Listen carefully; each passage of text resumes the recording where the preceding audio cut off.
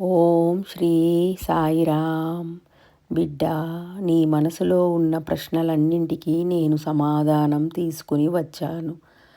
నిన్ను అందరూ తప్పుగా అర్థం చేసుకుంటున్నారనిపిస్తోందా?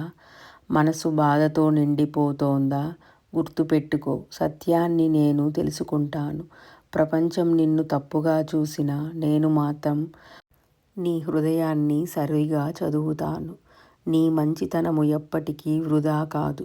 సమయం వచ్చినప్పుడు నీ పైన ఉన్న అపార్థాలన్నీ తొలగిపోతాయి.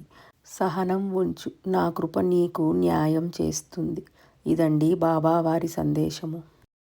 బాబావారు అంటున్నారండి, ప్రతి ఒక్కరూ మీ మంచితనాన్ని అర్థం చేసుకోకుండా మిమ్మల్ని చాలా బాధ పెడుతున్నారు, అవమానిస్తున్నారు. మీరు భయపడవలసిన అవసరం లేదండి. బాబావారు మీకు తోడు నీడగా ఉన్నారు. మీరు సహనముతో ఉన్నచో బాబావారు తప్పకుండా మీ మీద పడ్డ అపోహలన్నీ తొలగించి మీ మంచితనాన్ని బయటపెడతారండి. మీరు దేనికి చింతించకుండా ధైర్యంగా ఉండమని బాబావారు మీకు సందేశం ఇస్తున్నారండి.